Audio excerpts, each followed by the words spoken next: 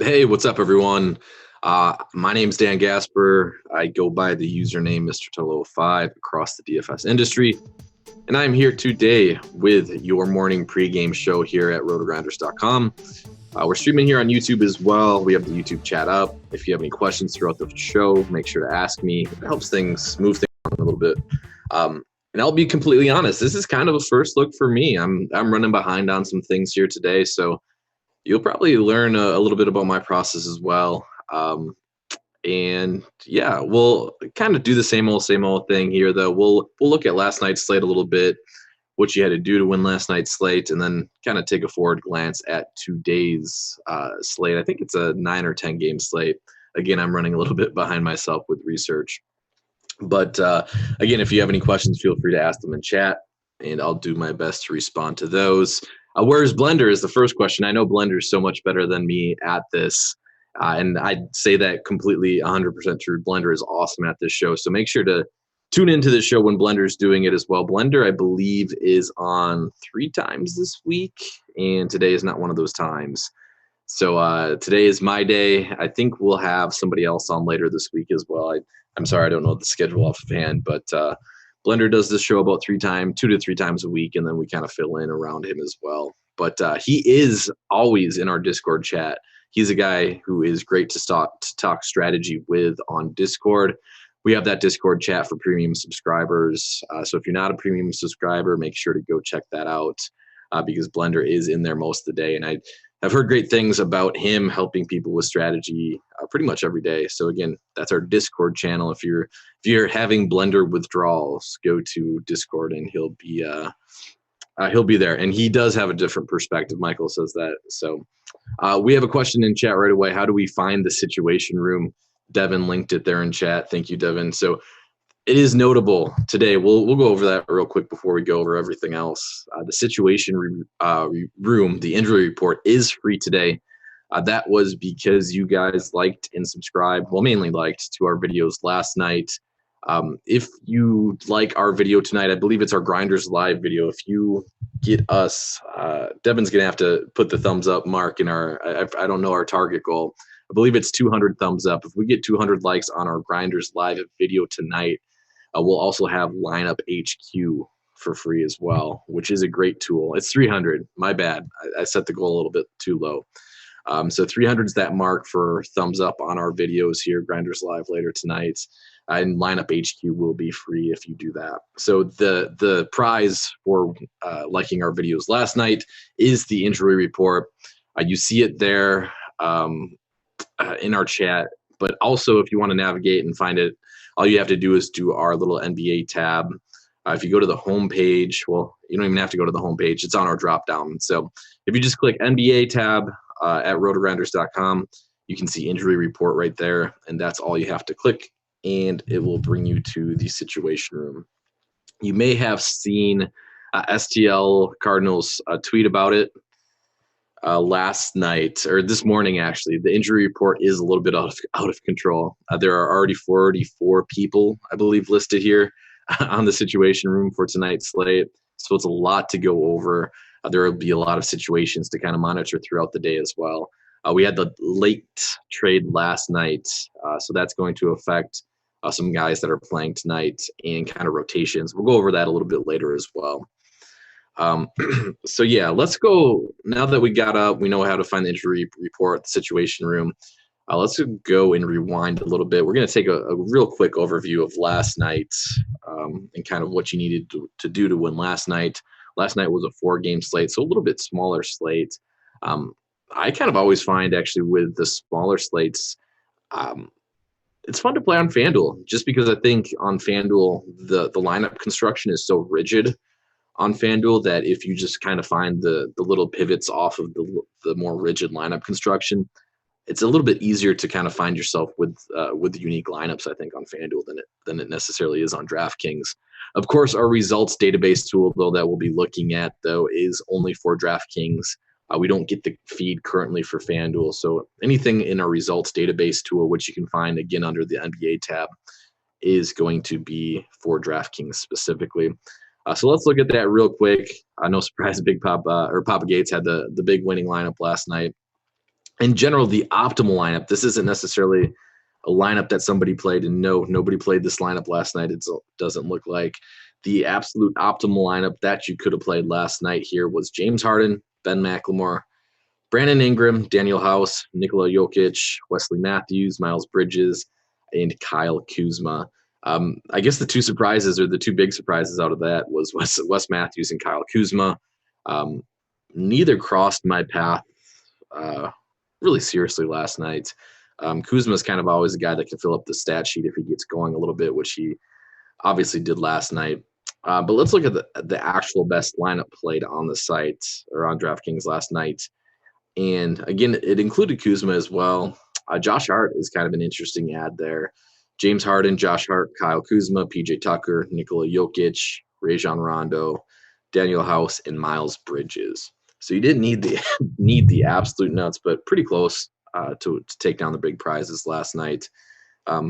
Really not, again, kind of mentioned Kuzma, not a whole lot surprising there. Josh Hart is pretty surprising, though, with that. He was $4,700 last night, really didn't project all that well, and was a guy that wasn't really heavily on my radar. So interesting to see him in the optimal lineup, even though he had, or the top lineup played, I should say, even though he only had 31 DraftKings points. That's not great for the price, really. But he was in there. The guy that lit it up, the guy that I was on quite a bit last night was Daniel House. I thought he was a pretty solid pivot off of what was kind of the more heavier owned Houston players, with PJ Tucker being a heavier owned. Daniel House was the guy that kind of came in a little bit lower owned.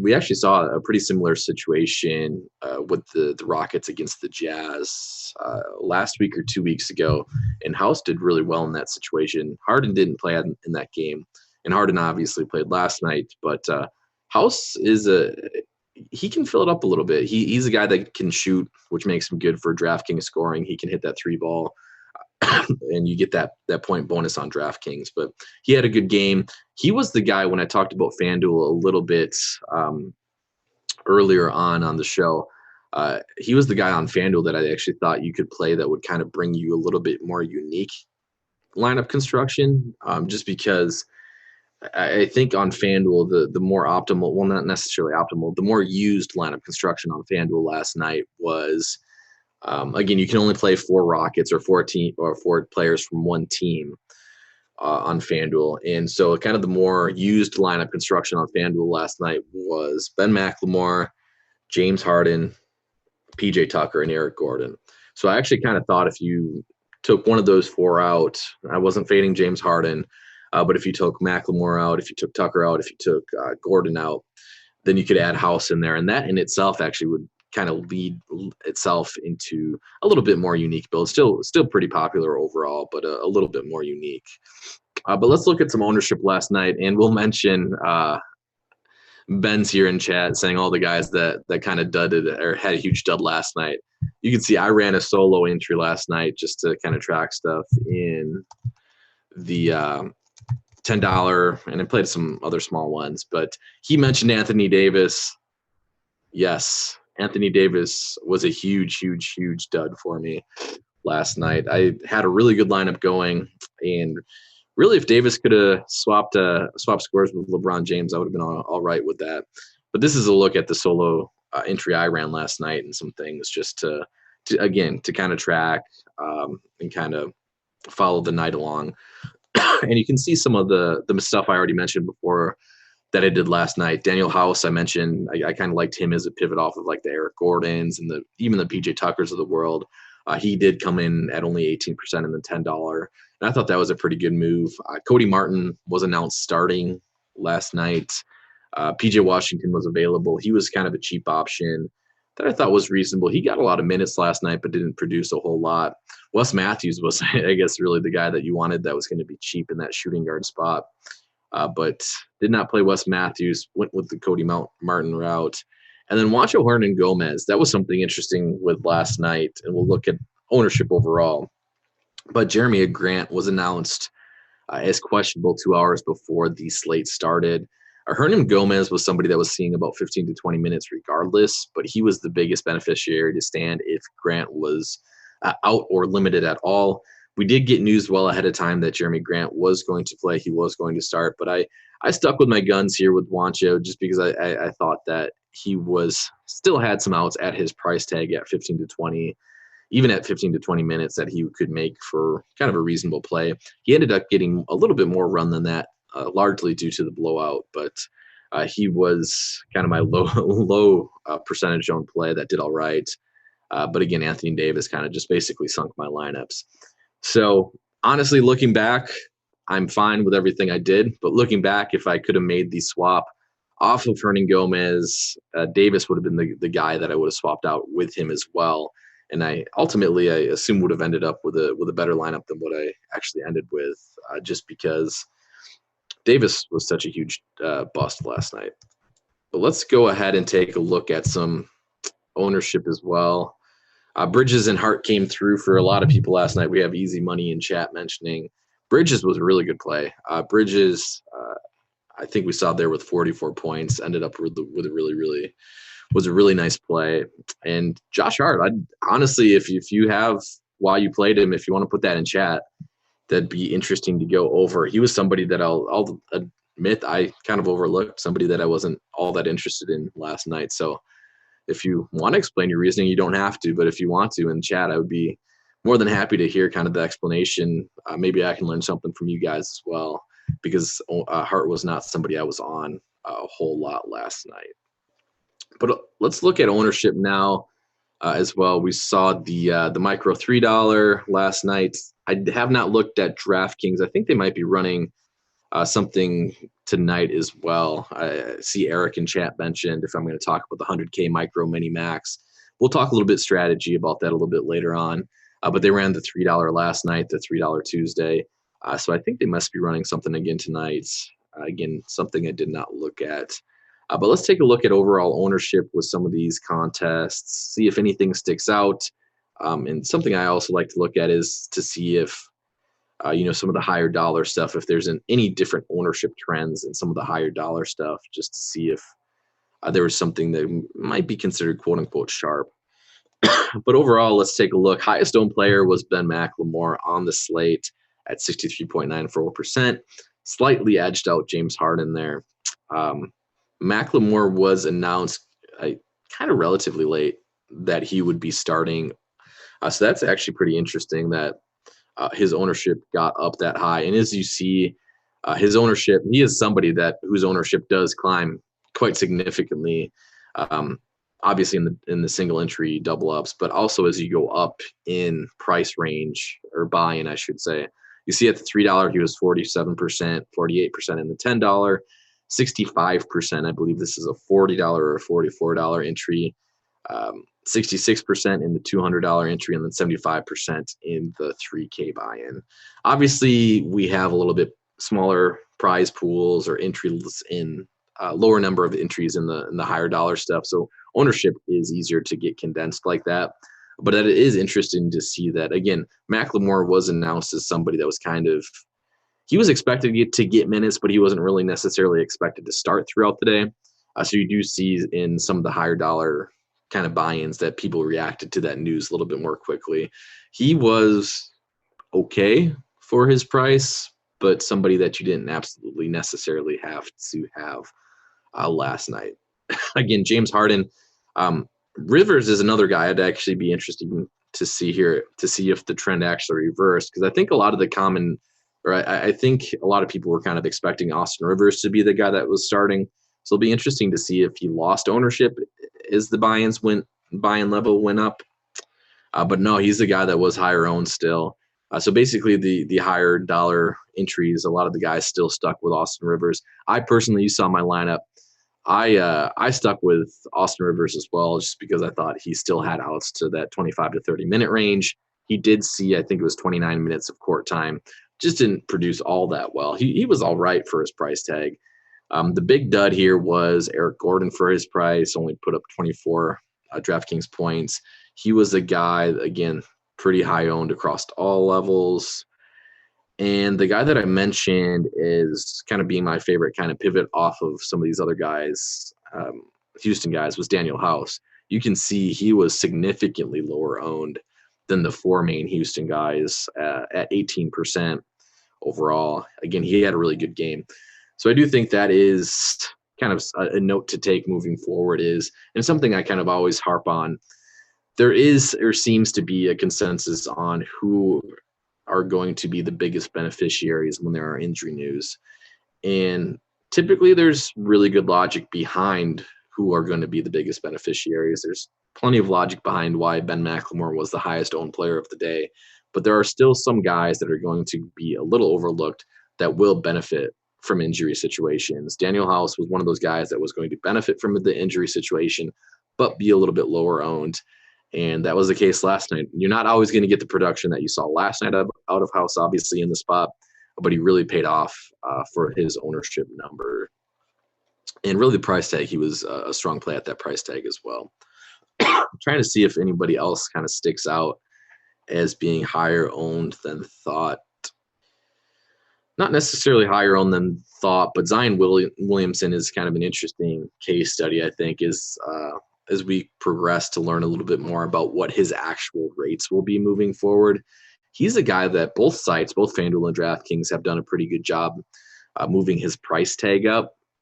And we don't have a whole lot of sample size with him. We know, and he's obviously gotten a lot of hype, but we assume he's going to be kind of a high point per dollar player or a high production point per minute player, I should say. But he's a guy that there's still relatively a decent amount of unknown about him and how he's going to fit in the Pelicans offense. There's still a lot of high usage players in that Pelicans offense and still guys that can filter usage away from him. So I think he's kind of an interesting guy. He was somebody that I was interested in fading on FanDuel. I mentioned earlier last night that, or earlier in the show, I should say, that last night there seemed to be really one straightforward lineup construction on FanDuel. And at power forward, it seemed like Zion Williamson and PJ Tucker were going to be the obvious candidates and the kind of highest owned pair at the power forward position. So I thought there was a lot of value to fading Zion Williamson on FanDuel specifically last night, basically just to get away off or as a path off of that lineup construction. It actually worked out where he was fine on FanDuel for his price tag, and Anthony Davis obviously was a huge bust. So if you got off that path of lineup construction, it didn't work out all that well last night. But I did think was kind of a guy that was interesting to fade last night. And really, I think it's kind of a note that if there are guys that there's still a lot of uncertainties surrounding, but the general market is high on those guys, I think it makes sense to kind of take some stands against them. Zion's one of those guys early on. He did not perform well from a kind of – he missed a lot of easy bunnies last night. So I think he honestly underperformed based on kind of his usage last night. But I think going forward, he's still a guy that I'll be interested in kind of taking some stances against on slates where he's expected to be kind of high owned, just because there are some heavy hitters in that offense still. And again, a lot of unknown with him. But again, if you have any questions about last night's slate, about any questions about tonight's slate, we'll kind of transition into tonight's slate now. But if you have any questions, feel free to ask in the chat. I'll go over some questions now, and then we'll kind of transition to tonight's slate as I do so.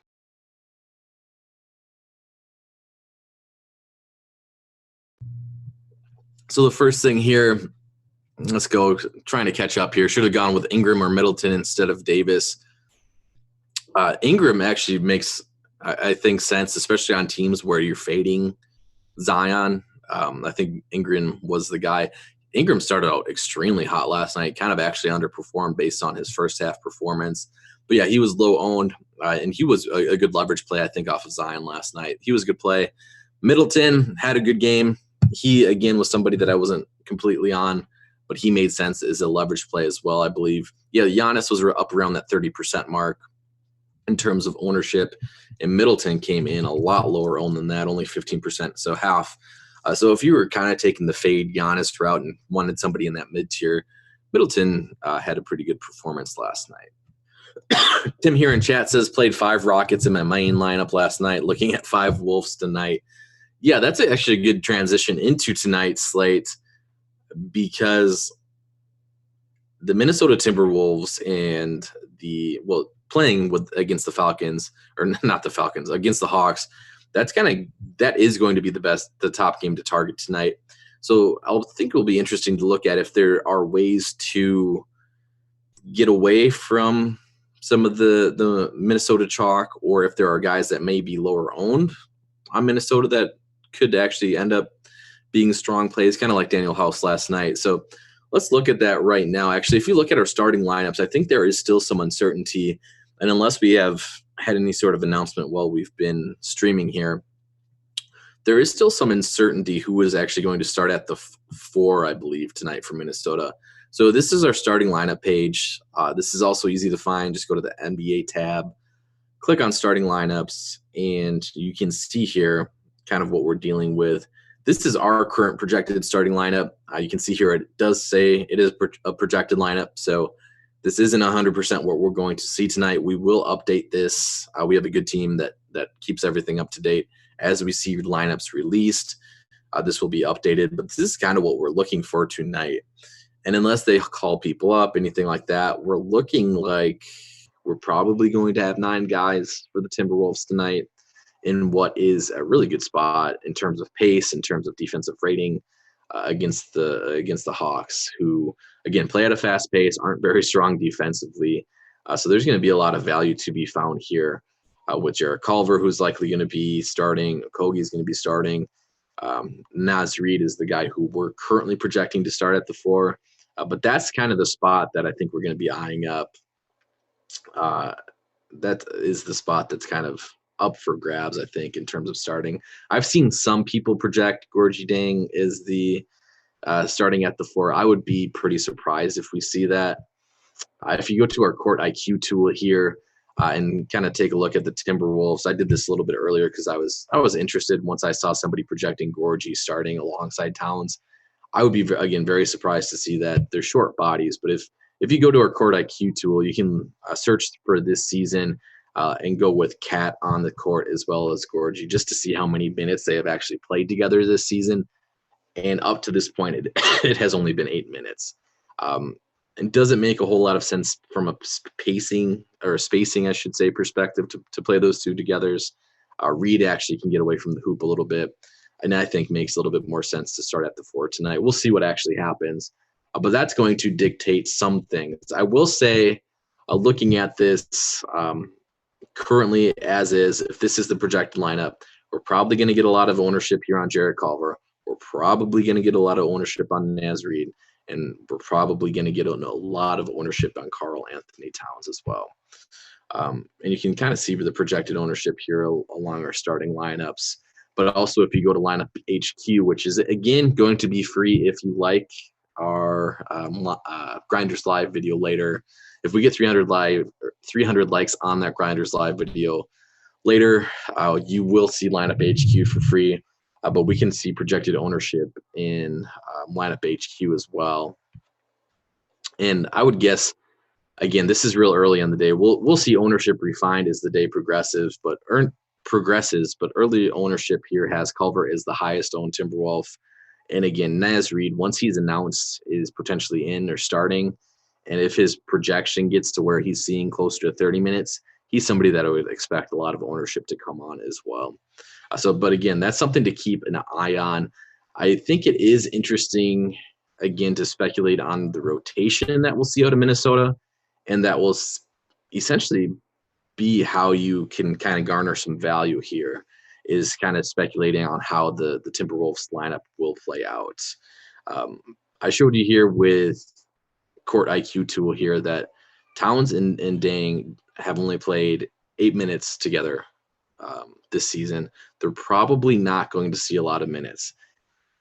I think they'll have to see some overlap based on the rotation, but I also think it is completely within the range of outcomes where Gorgie basically just acts as the backup center still and does not really see a huge increase in role. And if that happens, then a guy like Naz Reid would be the much, much better play if that's kind of what happens and if that's how you speculate it. But again, a lot of kind of the ownership is going to be refined, and we'll have a little bit better idea on who is going to be heavier owned throughout the day. But my guess is Reid is going to be a guy, if he's announced starting, that is going to be higher owned than Gorgie. I would guess Towns also is going to be a little bit higher owned than what we're seeing here projected currently. You can see Meansy here. Again, this is all lineup HQ, something that you can get for free if you like our Grinders live video later on. But Meansy already has two of these guys tagged as core plays for tonight. Jarrett Culver and Karl Anthony Towns being two of the core plays. So that's kind of how the Minnesota Timberwolves situation is looking. And honestly, it'll be interesting. It's going to be hard to completely differentiate, but even going a little bit overweight on a guy like Wiggins, who you think might not, get a whole lot of time off the court and could be one of the lower owned Timberwolves, I think he could be an interesting play if this ownership or projected ownership shakes out a little bit different than what we're seeing here real early on Wednesday. Let me catch up on chats here and see if I missed anything. Don't forget Cantor tonight with Tice out. It'll be interesting to see how much they unleash Cantor. He's a guy that they still don't like to give a whole lot of minutes to. I mean, he didn't see a whole lot of minutes even with Tice out last week. It'll be interesting to see if he gets any sort of updates. He's kind of been battling through, Cantor that is, has been battling through an injury as well. But he could be somebody's situation to monitor as well. Did not Melo get hurt? Honestly, I don't know if Melo got hurt last night. Didn't follow that game too closely. Dame finally did not, put up 70 Draftkings points or whatever. Dame finally fell off last night. See that comment in chat. Is it Point Wiggins tonight or McLaughlin or Culver or nobody knows? I would say it's more of that last one. Nobody knows. If I had to choose, I would guess Point Wiggins, but I think it is going to be a little bit all of the above. And again, this is kind of where I think there could be edge. If you can find an angle on this situation, or you have a stronger read on the situation than the general consensus, then I would take a stand on this situation. If you think McLaughlin could get more run as point guard than what you're seeing here, we currently have him projected for 25 minutes. If you think there's a scenario where, he comes in, not only runs backup point, but gets a little bit more time with that second rotation with the first team as well, he's a guy that could pay off his price tag pretty easily at 3,300 as well. So he would be an interesting guy to take a stand on if you think he's going to get a little bit more run as not only the backup point guard, but could get some run as in kind of that second rotation, or even possibly close the game. So he's an interesting play in tournaments. He'll be one of the lower owned guys as well. Again, Culver's kind of the guy that's going to get the ceremonial starting nod, but it'll be interesting to see how the rotation actually kind of rounds out. Let me see here. Game theory question I've been throwing around, if you don't mind. If the goal is winning a GPP, then shouldn't we attempt to be maximally leveraged on the field? In which case, is it ever correct to take just an underweight approach on an exposure? If fading a player, shouldn't it be a full fade? Unless perhaps roster construction dictates that player you want to fade it is the best way to round out some lineups, in case I understand a few percentage exposure to a fade, but not just underweight. Yeah, I think that's actually a really good question and interesting. And it kind of depends, I also think, on, if you're doing like a 20 entry max, or if you're doing 150 lineups, that's going to dictate that question a little bit. I generally tend to agree with you. I will say, again, Blender is probably a good person to specifically ask this question to. He's very, very good with overall GPP strategy, and you'll likely be able to find him in our Discord chat throughout the day. That's for premium subscribers. But I tend to take the more extreme stance with you, where if I am going to be quote unquote underweight on a player, is going to be extremely underweight. So let's take Kristaps Porzingis here, just because he's rounding our currently projected for 35% ownership. So let's say I'm going to be quote unquote underweight on Porzingis. When I say that, I'm not saying you should come in at 30%. If I want to take a stance on Porzingis, I want to take a stance, and that stance is going to be, again, kind of what I'm probably going to slaughter your name, so I'm not even going to try to. Mr. Malik, I'll say. I'll probably slaughter your name otherwise, but Mr. Malik in chat here is kind of getting at, you want to take a more aggressive stance if you're really trying to kind of shoot to the top of the tournaments, or if you're playing really the large field tournaments, and you're taking an underweight stance. I want that underweight stance to be more aggressive. I want that to be, maybe have him in a couple lineups where he fits, but overall, probably if you're looking at a guy that's going to be 35% owned, I want my stance to be closer to 10%. So yes, I'll let him or allow him to creep into some lineups, but I don't want to just take a 30% stance versus 35%. I want to be more aggressive than that. And that comes into play a little bit more so on smaller slates where we see ownership concentrated a little bit more. On a slate tonight, yes, we'll have heavy chalk. Yes, Jarrett Culver, I think, will end up being heavy chalk. But in general, on shorter and smaller slates, I want it to be even more aggressive with my stances than on large slates. And that is because on a large slate like tonight, you're not going to see ownership as heavily concentrated. So you may see a guy, in this 30% range that we're seeing, but it's going to be extremely tough for a guy to creep up to that, 50 to 60% range that we'll see on shorter slates. So I worry a little bit less about ownership on larger slates like this, but there are still some stances you can take, some leverage options you can take as well, especially on a situation like tonight where I think there is going to be some pretty obvious chalk plays that you could potentially avoid or take a little bit more aggressive stance. Let's see here. Do we think there will be a lot of lineups playing two Minnesota centers with all three big men only having center eligibility? Yes, I do think that. And that is a good question as well, because it kind of brings into perspective the thought of being able to differentiate your lineup just on lineup construction alone. So yes, you can try to differentiate your lineup based on projected ownership, but another way to differentiate your lineup is based on just getting off what is going to be the most common lineup construction.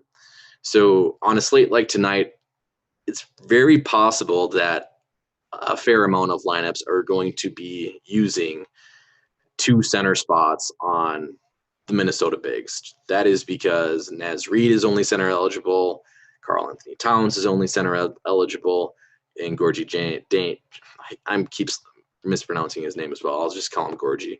As well as Gorgie is only center eligible. So a lot of lineups initially here are going to be using two centers from Minnesota. So one way to basically just differentiate your lineup from that construction is either just take one center from Minnesota and find another center option, or just fade that center slot entirely in the utility position. I tend to be more along the lines of find another center option on tonight's slate that is going to be low owned, because again, a lot of that is going to be a lot of that center eligibility is going to be soaked up upon just simply three players. And it's another good spot to mention on FanDuel specifically, where they're a lot more rigid with their lineup construction. So on FanDuel specifically, a lot of people are going to play Cat. A lot of people are going to play Gorgie. Actually, let me see. They've had Gorgie at the power forward position at times this season. So, he has basically played no minutes there. I want to see and make sure he isn't there tonight before I speak too much on FanDuel strategy with these three guys. But the general thought is, let me see here. Yeah, Gorgie's center eligible on FanDuel, only 3,500. Reid is power forward eligible, but still on FanDuel, specifically where you're only allowed to play one center eligible guy. Karl Anthony Towns is going to be extremely high owned. Gorgie is going to be extremely high owned as well. So again, playing a guy like Andre Drummond, playing a guy like Rudy Gobert, DeAndre Ayton, all those guys have extremely high upside. Even Enes Kanter, who we mentioned earlier in chat, for his price tag has a pretty decent upside on his price tag. By simply playing one of those guys, you're automatically getting yourself on a little bit of a unique lineup construction that you're not going to have if you just jam in these Minnesota players. Again, that's not to say these Minnesota guys like Cat and Gorgie aren't good plays. It's just a little bit of a way to get off of a really specific build in tournaments. So both of those guys are guys that I'm going to have exposure to. But I do think, honestly, like tonight, especially, again, once ownership gets a little bit more refined throughout the day, and we're already seeing it come through here I saw it was as I was sorting here. Even if as we see it come through, we already see Culver getting up to 44% own on this next run of projected ownership. As we get a little bit better picture of projected ownership and how the center position is kind of going to be, it will allow us to take a little bit more firm stances on that position specifically in order to give us a little bit different lineup construction. Next question, should Trae Young be on your Minnesota stacked lineups? He's fine. Obviously, the highest upside play by far on Atlanta is Trae Young. And we went through this whole song and dance a little bit last week. I forget who Atlanta was playing, but it was another injury-ridden team. I think it was actually the Rockets. And kind of who should we bring back?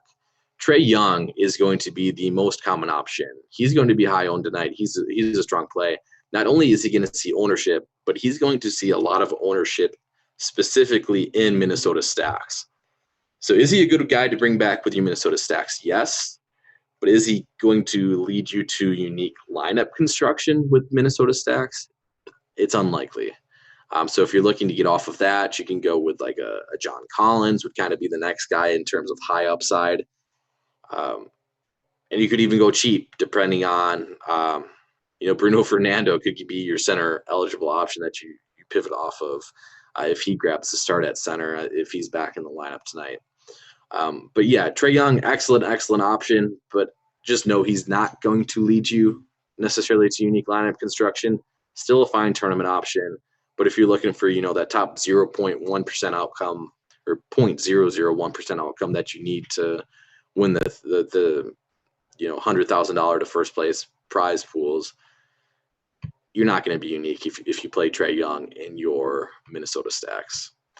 It's a great approach, I would say, to single entry, and it's something to have exposure to in large field tournaments as well. But just know that you're not going to be alone taking that approach. Let me see. Derrick Jones Jr. from the Heat is an excellent value. Yes, he is. He is somebody else that's popping. So on a slate like this tonight, again, we're going to get a lot of value concentrated on one team, and that is Minnesota. If you have a read on, another injury situation that you could potentially exploit that's not in Minnesota, or if there's another rotation that you think is going to be shorthanded that's not Minnesota, take an aggressive stance. Go overweight. Follow your gut on that, because pretty much any other injury situation is going to go overlooked tonight just because it's completely overwhelming. And Minnesota is kind of the obvious place to look for that value. But if you have a strong read elsewhere, definitely feel free to take that stance. Let me see. What's the best core going right now in terms of lineups? Again, it kind of depends. In single entry, I think you're obviously just going to have that core from Minnesota. Towns, I think, is going to be tough to get away from. My read on the Minnesota big situation would be Naz Reid over Gorgie would be my preferred play currently. And then in Culver, I think those three are going to be kind of the main core options. It will be interesting to see where Andrew Wiggins' ownership kind of shakes out. He would be the guy to potentially look for leverage off of like a huge Karl Anthony Towns night. He would be the guy that you could potentially get some leverage off of. But Wiggins himself is also going to actually see some decent ownership. So it's not going to be extremely unique to go that path, but Wiggins would be the leverage play off of Karl Anthony Towns. Play out the Timberwolves and run it back with Trae. Again, I think that's a completely viable option. And again, Trae has the highest upside for sure. You're not going to necessarily get unique lineup doing that, but it's a fine approach for sure. Disappointed that I didn't pick LeBron last night. Instead, I went 80, projecting a big game from him, and it cost me a prize of $400. Man, I was in the same boat last night with you, Victor. I had the Anthony Davis lineup complete done. I haven't gotten Anthony Davis right once this season, and it's been extremely frustrating. I will say from a roster construction perspective last night, Davis just hit lineup construction a lot more easily on DraftKings, even though it was only, I believe, an $800 difference. But but Davis still was a lot easier to fit into lineups, especially if you had lineups, which my lineups, a lot of my lineups were centered around James Harden and Nikola Jokic. That $800 I really, really needed. Otherwise, LeBron would have been, definitely the better play.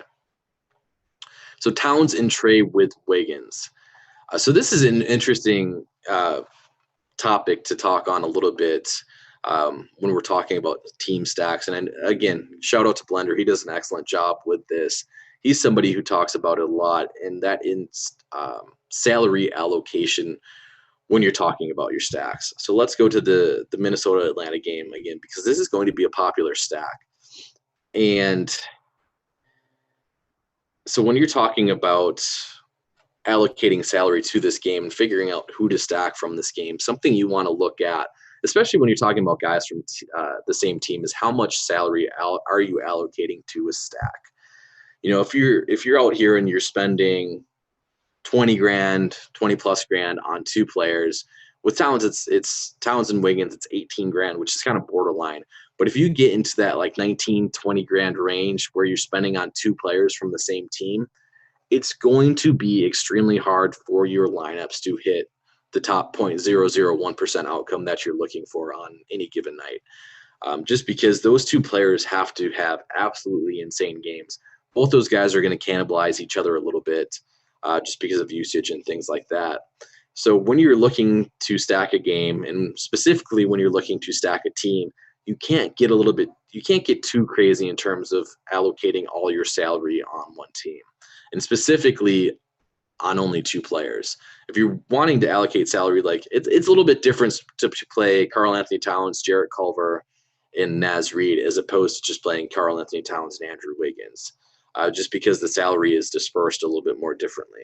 Whereas, again, if you're playing Towns and Wiggins, you're looking for an outcome that is going to be extremely difficult to get. You're probably looking for, if you're really wanting to, hit that 100 grand prize pool, if you're looking for that top 0.001% outcome, you probably need a 70-plus point game out of Towns and a 55-plus game out of Wiggins, which, again, is not impossible, but it's a lot more difficult than getting that 70-point game from Towns and those 30-point games from Reid and Culver. So it's kind of, when you're talking about stacking a game and stacking one team specifically, you want to make sure that you're not allocating too many funds to just a limited number of players. And the same can be said for the Atlanta side of the ball.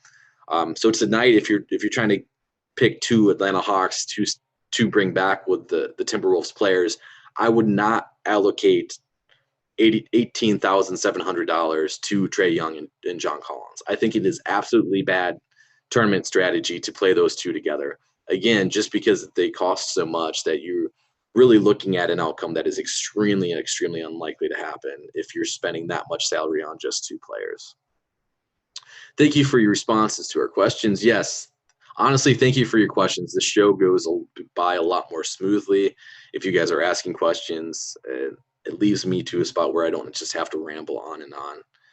Donnie Watson, so if multi-entering, would you make a group to play only one Minnesota center, or is the value too much to pass? Yeah, if you're multi-entering, I don't think you have to limit it to one Minnesota center. I don't think that's necessary on a slate like tonight.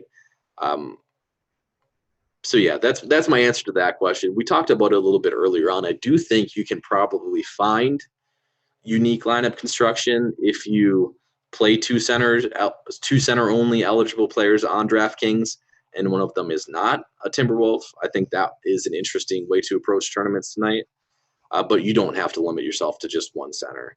I will say, if you want to take a stance, I kind of mentioned earlier, my current stance, and we might get a little bit more information about this from coaches as the day progresses. My guy whose role I think could potentially change the least is Gorgie. I think there is a situation, or I think it's in his range of outcomes where he sees very limited increase in either playing time or production. So he would be the one guy that I would actually be most interested in shorting. My stance on that would change a little bit if he did find himself in the starting lineup and for whatever reason was starting alongside Karl Anthony Towns. My stance on that would change. But currently, if I'm projecting Naz Reid to get the minutes at the 4, he would be my preferred option to pair with Karl Anthony Towns. And in that situation, albeit unlikely, again, you can see a spot where Gorgie only plays backup center minutes, and basically the Timberwolves go very, very small in terms of who they run at the 4 behind Naz Reid. So yeah, Gorgie would be the guy that I would currently short, and if I'm kind of trying to take a stance, but that could change as the day progresses. Brad mentions he likes that. Basically, the strategy I was just talking about. I'm also going to explore Drummond and Ayton. Yes, both guys, again, are guys that have a ton of upside for the price tags. Situation is free today, and thanks to yesterday. And yes, this is a good plug. Situation room free today. Make sure to check it out. Lineup HQ will also be free if we can get 300 likes on Grinders Live. So when Grinders Live pops up, make sure to go ahead and like that, and you will have access to Lineup HQ. For those of you that do not know what Lineup HQ is, here you go. Lineup HQ. I'm currently on Draftkings main slate today, but we have it where you can access it for pretty much any site that you could think of playing on. We have it for FanDuel, for Yahoo, for Fantasy Draft, all the different NBA slates. If we get 300 likes, that will be free tonight. Going along with the center rotation, Vooch will crush Kanter. Yes, Kanter's not a very good defensive player. So if you want to take a stance on Vooch and play him in the center spot against the higher owned centers, again, I think that is a good approach to tournaments tonight.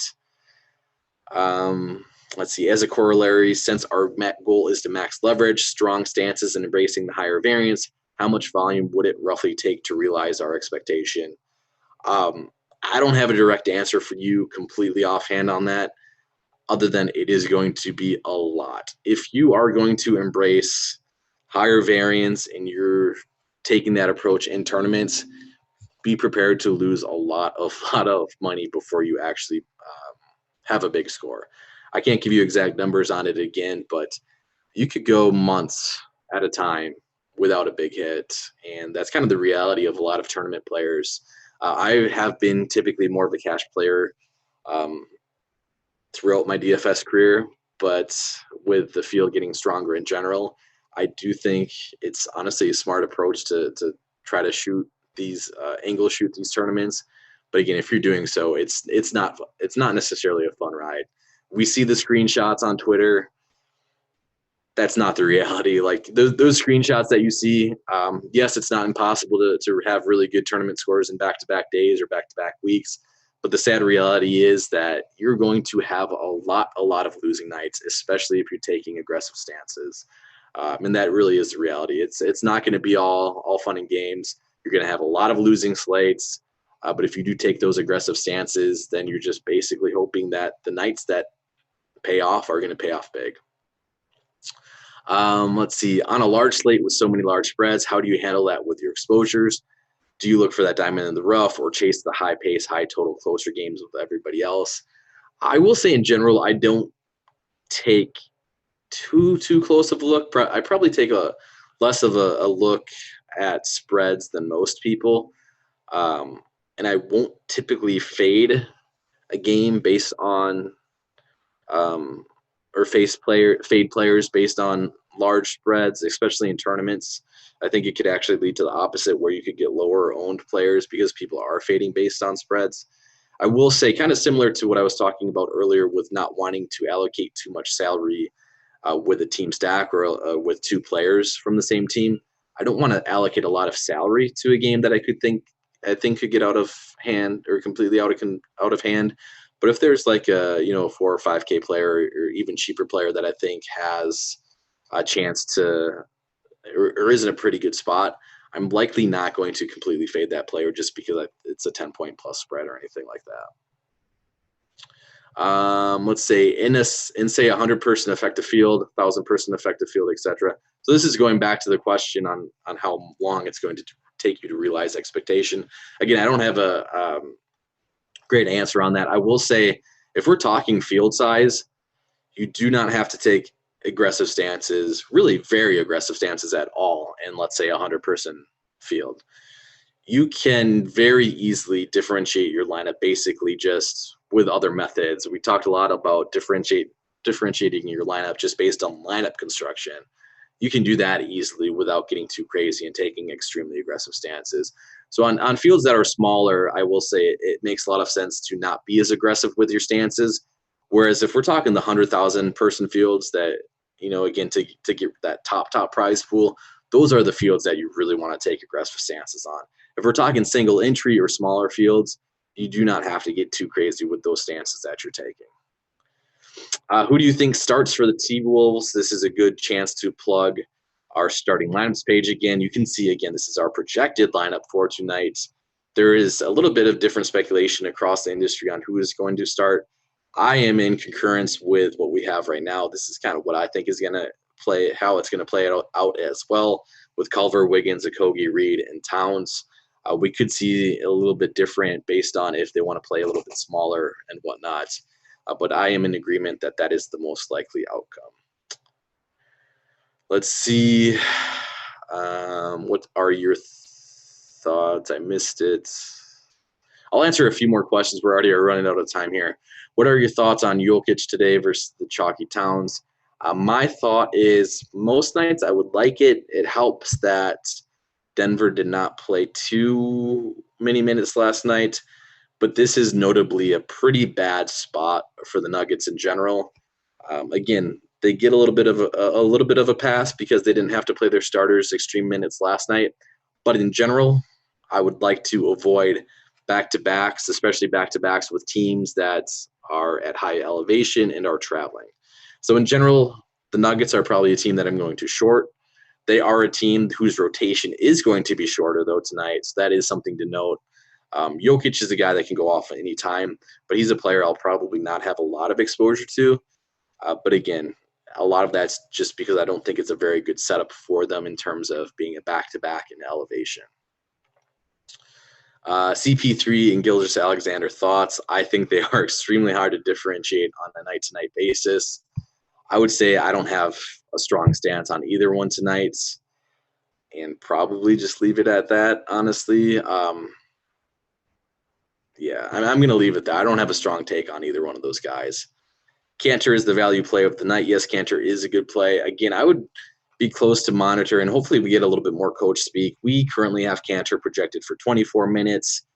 The more minutes he gets, obviously, the better play he is. So if you think there is – I guess that's a good point to point out as well. If you go to whoever is your projection source, if it's us, if it's another site, one of the things I like to look at when I'm looking at projections, not only do I like to look at, hey, do they rate as a good play from a point per dollar perspective, but I like to look at, how many minutes are they projected for, not necessarily how good of a value play they are. Because if you see a player that you think, might be getting under projected from a minute perspective, that player is going to have more upside than what they're currently being projected at.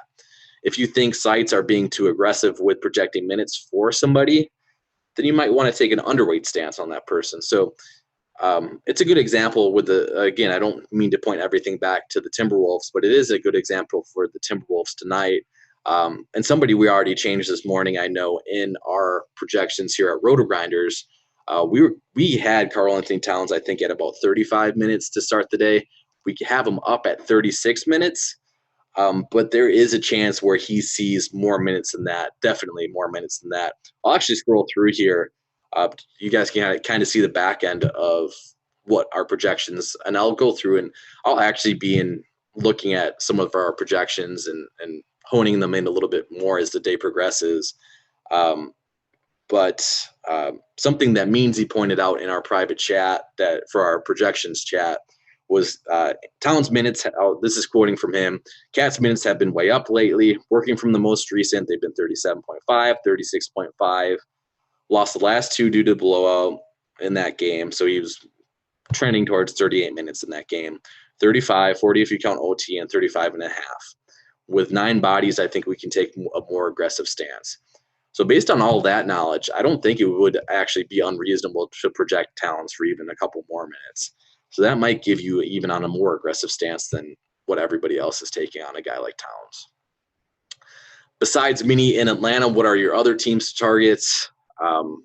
Yeah, a lot of focus has been placed on Minnesota and Atlanta tonight. And honestly, that is a great point to make, that basically any other game you target is probably not going to be very heavily owned. So that's going to provide leverage in itself right there. So even not, you don't necessarily have to completely avoid playing Minnesota and Atlanta players, but even if you only have 1 to 2 guys from that game, that's going to lead yourself to probably a little bit of a unique lineup construction. In terms of other games I'm looking to, Dallas at Memphis. Again, Porzingis is going to be, or Memphis at Dallas, I should say. The problem with Memphis is a lot of those guys don't really play or soak up heavy minutes, so they're not really a fun team to stack just because they don't get a lot. Like John Morant, yes, if he were a guy that's going to see 36, 37 minutes, he would be an absolute fun person to play on a nightly basis. But he's in the low 30 range. You see, we have him projected for 31 minutes. So I do like, from a game perspective, I like Dallas and Memphis, but I don't like a whole lot of guys on the Memphis side. So game stack wise, it pretty clearly is Atlanta in Minnesota. And basically, if you want to take a stance anywhere else, you're going to have some sort of unique lineup construction. Let me see a few more questions, and then I'm going to get out of here. Let me see, scrolling through. I think Gobert is a good play at center tonight. Yes, again, any center is going to be probably low owned. So go that route. So for this show later tonight, the 520 show, he's talking about our promo. If we get 300 likes, it's on the 520 Eastern show tonight, Grinders Live. If we get 300 likes on that, Lineup HQ will be good to go. We're getting actually some injury news roll into as I do this show. One of the more notable is Kemba is out tonight, as well as Marcus Smart. So again, going to be a lot of value in Boston as well, and some of the value could go overlooked simply because the Minnesota guys are popping so much. Let me see. I'm going to pick a few more questions and then be on my way. Let me see. Yeah, we're getting a lot of chat about the Kemba and Smart. Yeah, and I see somebody mention Hayward offhand. Yeah, Hayward is a guy that has picked up a lot more ball handling duties in this spot. Jaylen Brown. So Jaylen Brown's interesting case study. He's a guy that has been more aggressive at times. The thing with Jaylen Brown is his price tag rose up to 7,300 pretty quick on Draftkings. And let me see what he is on FanDuel. He's a better price tag on FanDuel at 6,600. But I have noticed, and I use a variety of projections. I use RotoGrinders projections. I use a couple other sites as well, just to kind of get a general consensus on everything. Jaylen Brown is a guy that projection systems absolutely love. So he's a guy that I think is somebody who you want to probably look at, depending on your projection system of source. He's a guy that you probably want to look into his rates a little bit more closely and see if that's something that you can think he can sustain, because I'm guessing he's going to pop into a lot of lineups tonight, given the scenario, especially on FanDuel. I do think, again, he's a really good play on FanDuel, but I would be a little bit more hesitant to play him on DraftKings, where he's a little bit higher owned. That's going to do it for now, though. I'm not going to be able to catch up on chat. I appreciate everybody, though, reaching out on chat. Again, when you ask questions on chat, it makes the show go a lot more smoothly and helps a lot. We'll get a little bit more notes from coaches as the day progresses, and that's going to help change some things as well.